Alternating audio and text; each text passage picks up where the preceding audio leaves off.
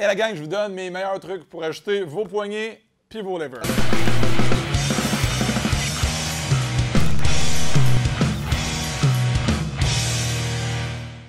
Donc, première chose avant d'ajuster ça, c'est de regarder les poignets parce que, évidemment, si on ajuste les leviers de clutch puis de break, puis après ça, on ajuste les poignets, bien, il faut refaire tout notre setup au complet. Donc, première étape, ajuster les poignets.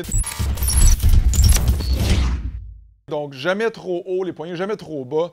On essaie d'avoir l'angle, dans le fond, des fourches. C'est ça l'idéal pour avoir la bonne position de base. Donc, quand on a les coudes hauts, pour que ça soit naturel, finalement, avec bon, le transfert de poids, tout ça, on met ça en plein milieu, finalement, pour que ça ait vraiment l'angle, la même angle que les fourches. Super important. Des fois, il y a des pilotes un petit peu plus petits qui peuvent ajuster les poignets. Ici, il y a des options, finalement, avec les triple clamps, soit plus loin en avant ou plus loin en arrière. Fait que ça, c'est une autre option aussi que vous pouvez vous amuser avec. Vous pouvez tester ça.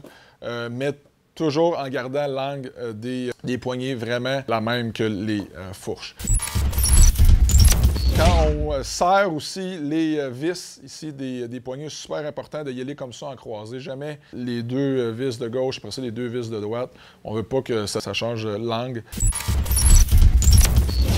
Pour les poignets, ben, il y a plein de types de poignées qui existent, plein de marques. Présentement, ce qu'on a, ben, c'est un guidon pas mal standard.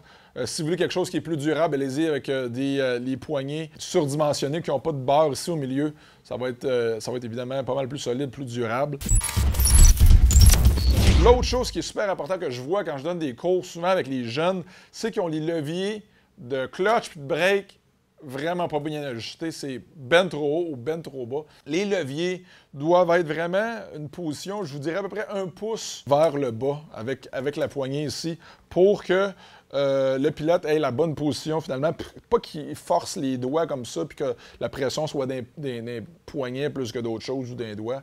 Donc quand vous avez la position de base, avec les codos, bien, que ça soit tout naturel et que le doigt s'en aille comme ça, vers le bas naturellement, avec l'angle, comme je dis, l'angle des fourches, les poignets. Donc, tout ça va ensemble. C'est super important pour la clutch, où on la place sur la poignée. Donc, il ne faut pas la mettre trop près de la grippe ici, parce que le levier ici va dépasser la poignée. Ce que ça va faire, c'est quand vous allez tomber, vous avez bien des chances de casser le levier.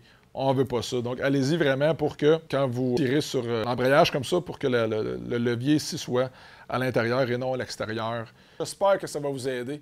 Et si vous aimez la vidéo, partagez-le, likez, commentez. On peut en faire d'autres. Ciao!